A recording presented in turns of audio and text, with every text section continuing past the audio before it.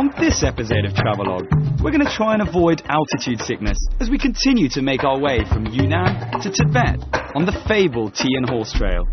It's a bumpy ride as we head over to the only Christian church in Tibet. And then we'll get some salt-making lessons in Yanjing, and we'll get to witness firsthand the incredible feat that is a pilgrimage to Lhasa.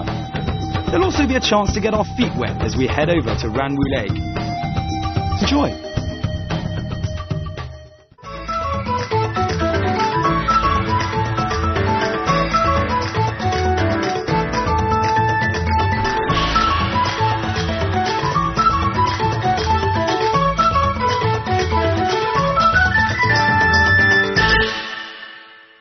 Witnessing the hardships of the pilgrims to Tibet, escaping through Death Valley, and listening to hymns in the most remote church in China. These are some of the highlights of an amazing adventure along the 1,500-year-old Tea and Horse Trail. Travelogue takes you on a legendary and perilous journey, joining a modern-day caravan as it winds its way among the rugged mountains from Yunnan to Tibet. It's a journey through a land of almost untouched culture and natural beauty. Retracing this fabled cultural and economic lifeline in China's history, join Travelogue on a 3-part series, Adventure on the Tea and Horse Trail. In the first part of the Tea and Horse Trail adventure, we made our way from Lijiang in Yunnan all the way to Dechin near the border of Tibet. We visited the biggest Buddhist temple in Yunnan, learned to make special Tibetan buttered tea, and played vineyard games at the foot of the Mingyong Glacier. It was action-packed, but I guarantee you there's plenty more to come.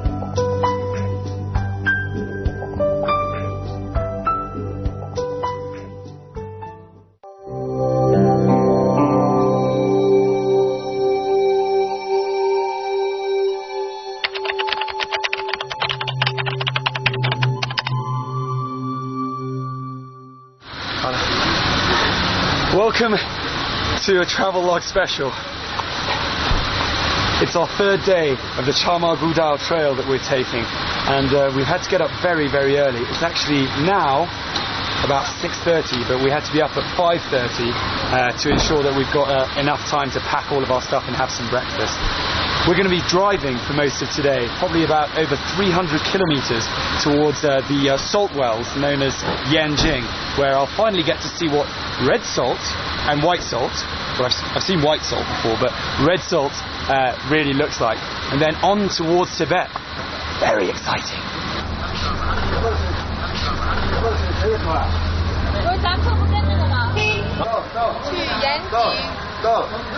Hello. Bye.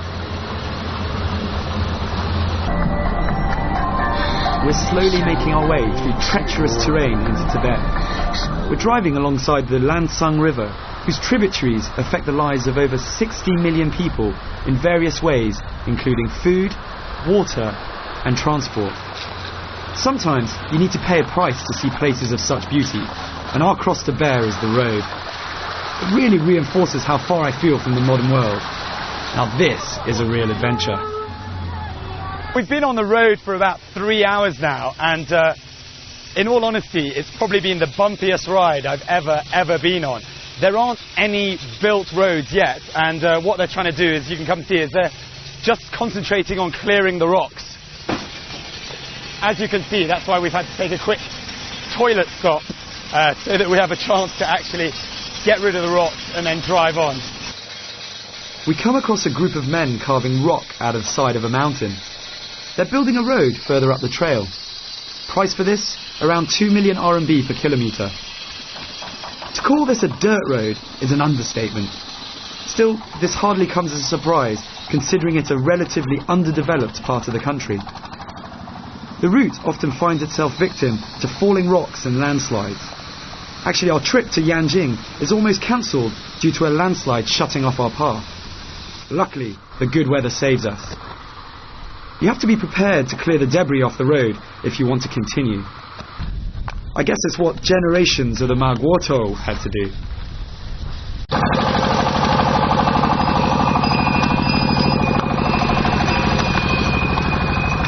In in some respects they still actually use the horses now to carry things across treacherous lands like these. And to be honest, they look more at ease on this road than we do in this big car. I wanted to chat with them and maybe hitch a faster ride. Well, we've left the cars behind for the last couple of meters or so. We're just travelling along, seeing what it would actually feel like to be walking along with the Magwoto on the Chamaguda. It's pretty tiring just walking, actually, to be honest.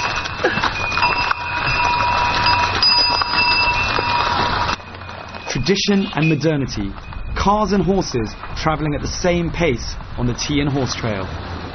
Interestingly, they tell me later that horses weren't always the animal of choice. Often donkeys were preferred because they can adapt better to the adverse weather conditions.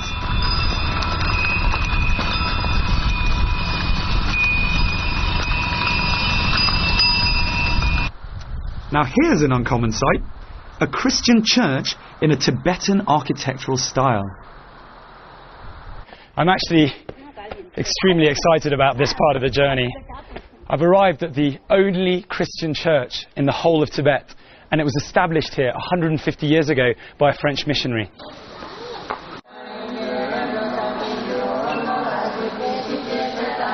The church was built in the late 19th century by French missionaries from the Paris Foreign Missionary Society.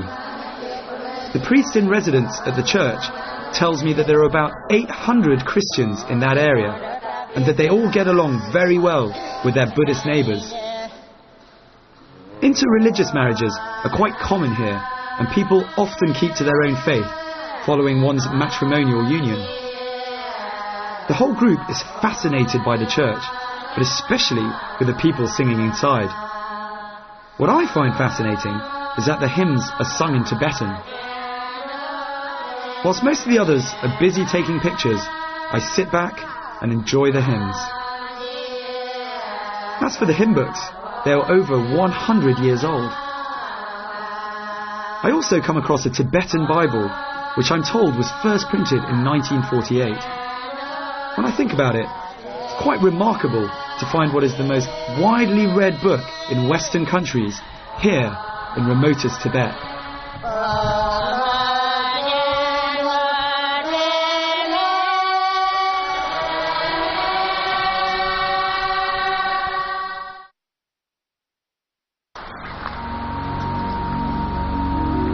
Not far from the church, along the Lansang River, we come to what the locals call the salt wells.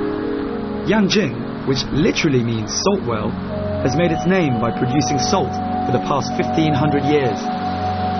The Yanjing section of the Tea and Horse Trail was the key link between the kingdom of Tubo in Tibet and the kingdom of Nanzhao in Yunnan. Down through the centuries, these two kingdoms regularly came to blows over the salt fields. Their rivalry is hardly surprising when you think that in the days of Tubo, salt was more expensive than gold. It's said that at its height, Yanjing would welcome between 400 and 500 horses a day passing along the Tea and Horse Trail. In these parts, it's the women who tend the salt fields. They collect the salt, while their menfolk maintain the facilities and transport the salt for sale. The women carry buckets of water, each weighing about 30 kilograms, up from the wells and pour the water over the platforms. The salt is harvested from these platforms, covered with smoothly packed red earth, rising up the sides of the gorge on stilts. A second harvest of the salt stalactites yields something quite unusual, red salt. The change is achieved by allowing the water to remain in the pools and evaporate. The reddish salt left behind takes its colour from the iron oxide in the earth. Locally, it's called peach blossom salt. The livestock in this part of the region consume the Yanjing salt. It's said to improve their fertility. Maybe this explains why people around the region still use this salt. As the water trickles through the packed soil, pure white stalactites of salt form underneath the platforms, which the women collect. And that's how you get salt.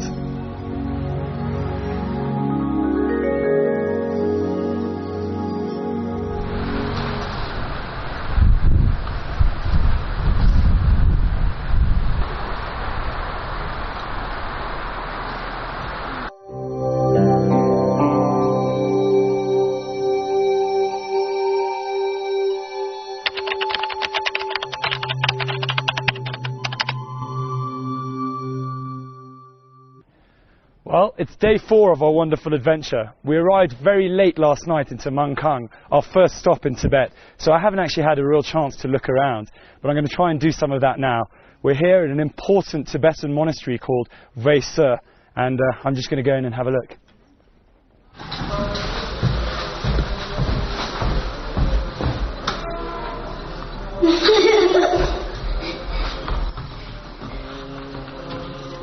Since this is my first ever visit to a Tibetan Buddhist temple in Tibet, I'm careful to follow the guidelines I've been told about previously. And so, I remember to circle the temple clockwise and not touch any religious items.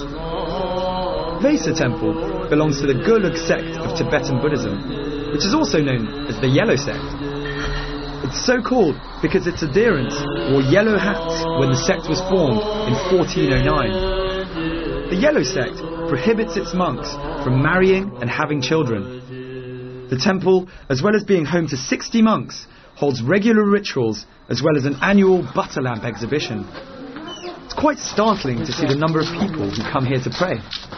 Everyone I come across is spinning a mani wheel. These devices consist of a spinning cylinder containing copies of the sacred mantra Om Mani Padme Hum, written in ancient Tibetan script.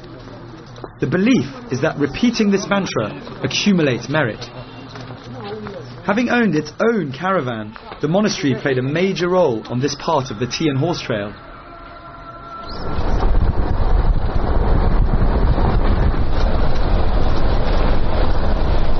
We're going at an incredible pace down these rocky mountain roads.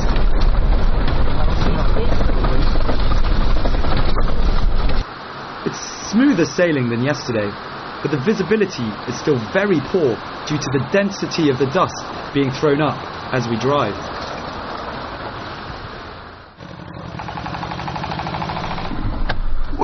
We're extremely lucky on this whole trip. I'm seeing things I've never seen before. Here we've got 2 people who are doing a pilgrimage all the way to Lhasa. So if you have a look, that's not easy. That's not easy. That takes a lot of effort to do that the whole way. What I'm seeing at first hand is a quite awe-inspiring demonstration of religious devotion. For Tibetans, pilgrimage represents a journey from ignorance to enlightenment, from self-centeredness and materialistic preoccupation to a deep sense of the relativity and interconnectedness of all life. The removal of materialistic preoccupation is clear for everyone to see. These people travel at an average of 7 kilometers a day. They prostrate themselves in this manner from sunrise to sunset.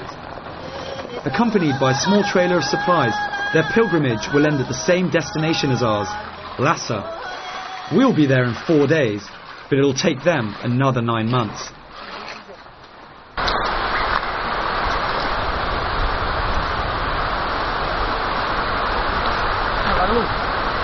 Running from west to east, we have the New River up top, the Lansan River here, and through the bottom we have the Jinshan River. And we're driving from Mangkang to Baisu, and we've come to a beautiful spot here, which has actually inspired me to stop and point this place out. And that's a beautiful river here that runs into the New River. The Lansang, Jinsha and Mu rivers run in parallel through this region from north to south for 170 kilometers, whilst miraculously never converging. This area is renowned for its diversity of flora and fauna.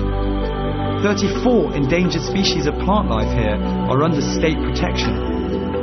A quarter of the whole country's animal species can be found in this region, including 77 that are under state protection as well. This is also a place of cultural mix, as 16 ethnic minorities reside here.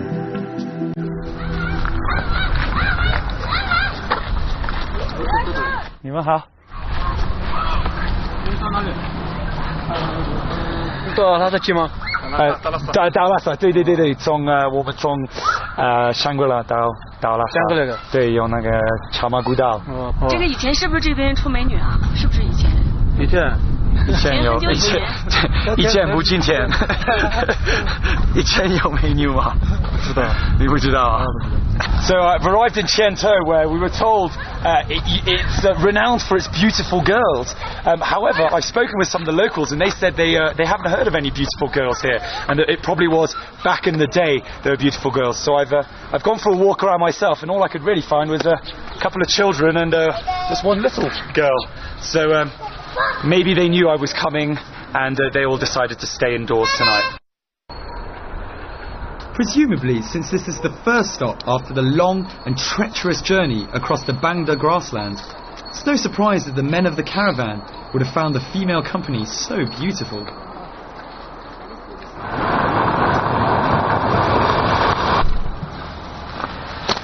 We're here at the fabled 99 Twists and Turns, and unfortunately for us, it's not actually a Tibetan dance move. It's actually what you see behind us, which are twisting and turning roads that descend very, very, very quickly. We're going to be going from 4,200 meters down to 2,600 meters within 10 kilometers. So, very excited about catching some altitude sickness. Among the 99 twists and turns, there are 49 major U-turns. I actually started out trying to count them, but as darkness fell, it became harder and harder. I soon realised I was wasting my time, and anyway, I had more pressing matters to concentrate on. Due to the state of the road, we were well behind schedule. This meant we would be taking on the 99 twists and turns with the sun about to set.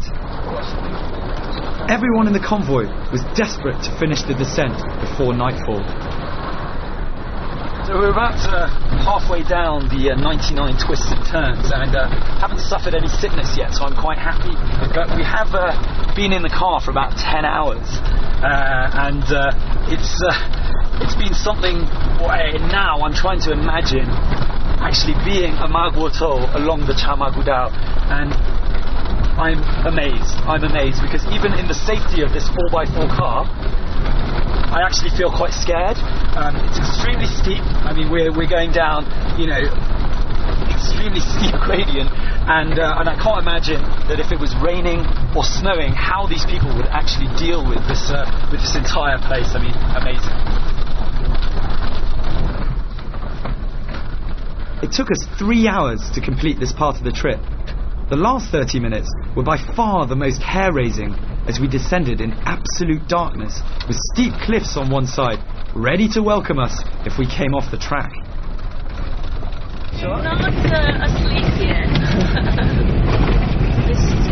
How could we be asleep? We're driving in the pitch black through 1 meter wide roads in steep 45-degree angle hills. Yeah. No one can sleep in these conditions. As long as he doesn't sleep, I'm happy. We drove for another 2 hours in this state of permanent fear before we finally arrived at our destination, Basu. Basu means place at the foot of the mountain for brave people. It's no wonder, after negotiating those treacherous turns, that those at the bottom should be renowned for their bravery.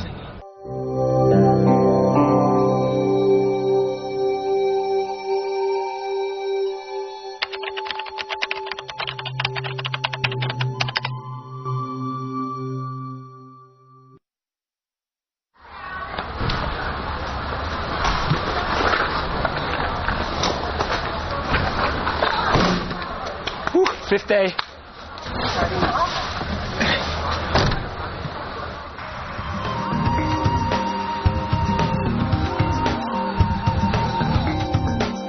Do you ever find yourself travelling in a convoy? Make sure you're equipped with a high-frequency walkie-talkie. This little device saved our skins on more than one occasion.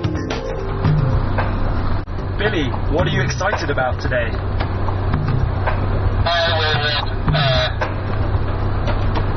Along the lake. You're looking forward to the walk around the lake? At the same time, people in the group used the walkie-talkies for a different purpose. They made jokes, chatted with each other, which also added something to the adventure. This made us all feel even more part of a team.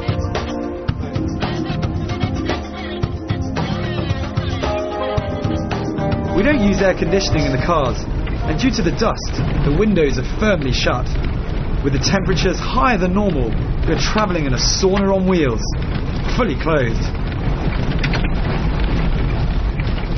And then an interesting situation takes our minds off the heat. 我们保持一定的车距，我们需要跟旅客客车。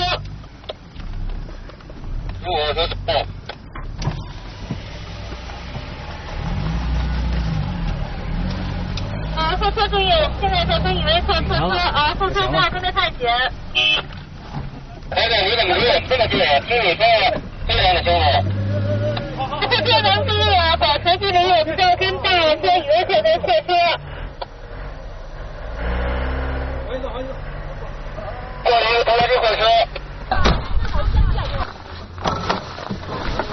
Finally we're there, Ramwu Lake.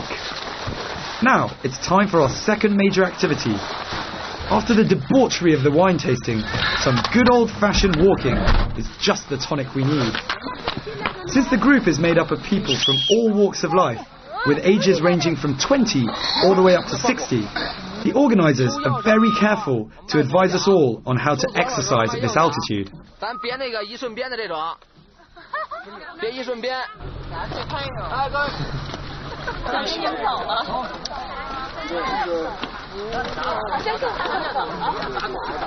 So we're beginning our 5-kilometre walk around Ramwu Lake, and we're here at almost 4,000 metres, and I've been told that this part of Tibet is known as the Switzerland of Asia, and here we're going to be seeing the Lake Geneva of the Orient. Another fact that you should know is that apparently at this altitude, if you walk with nothing on, it's the equivalent of walking with 20 kilograms on your back.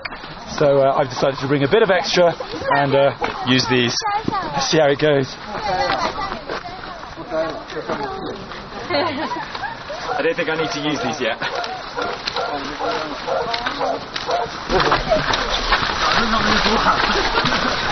人这一辈子，很难有这样的体验。对于我来说，很难有这样的体验。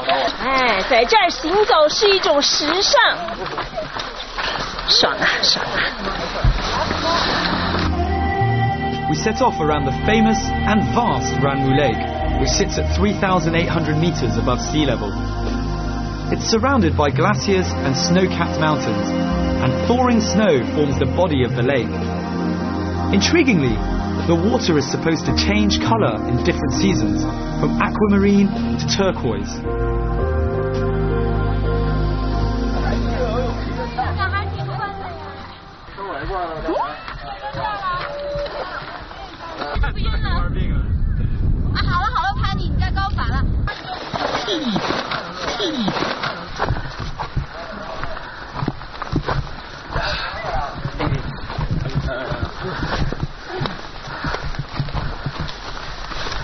I'm not a huge fan of hiking, but the enthusiasm of the group is infectious.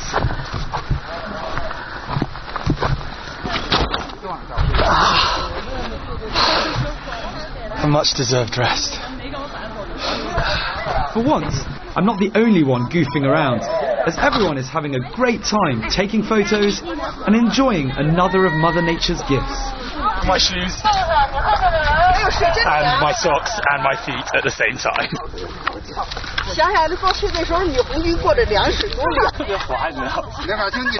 And who said chivalry was dead? 怎么样？感觉背人的感觉啊？怎么样？太滑太沉。估计他挺累的。心里特暖和是吧？热。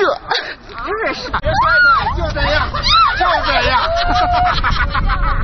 怎么样？是水啊，好多水。赶紧冲了，倒水，冲了。有水吗？有，都是水，都是水，都是水。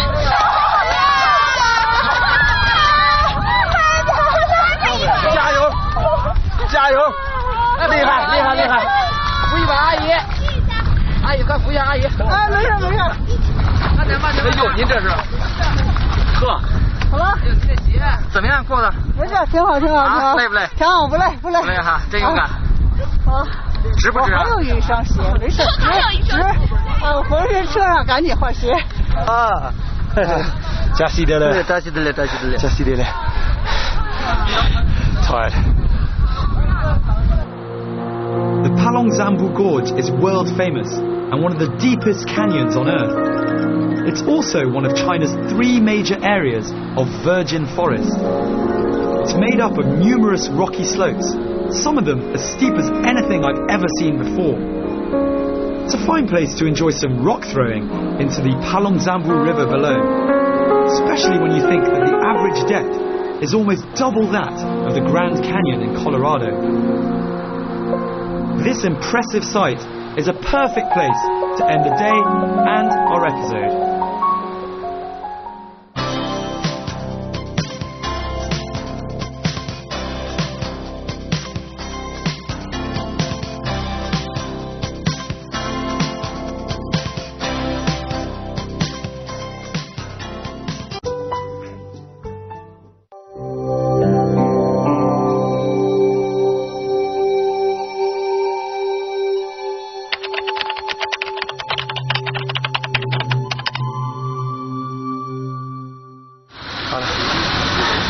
Welcome to a travelogue special. It's our 3rd day of the Chama Gudao trail that we're taking, and we've had to get up very, very early. It's actually now about...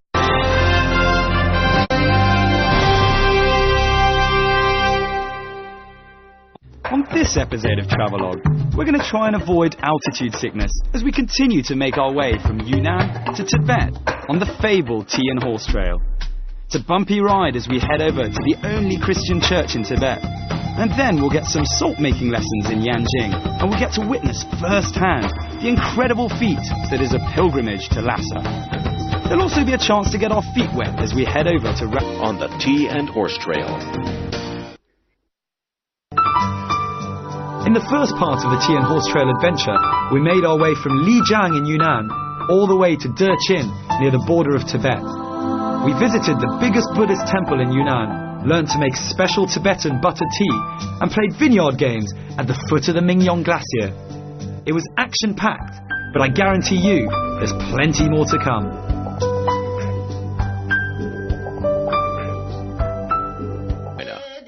These are some of the highlights of an amazing adventure along the 1,500-year-old Tea and Horse Trail.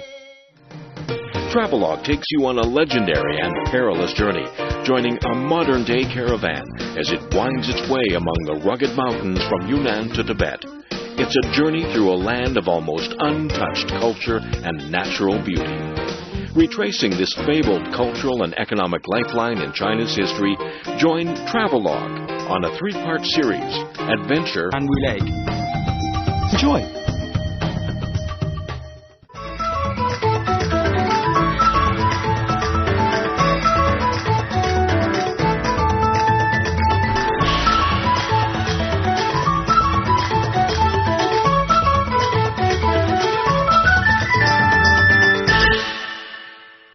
Witnessing the hardships of the pilgrims to Tibet, escaping through Death Valley, and listening to hymns in the most remote church in China.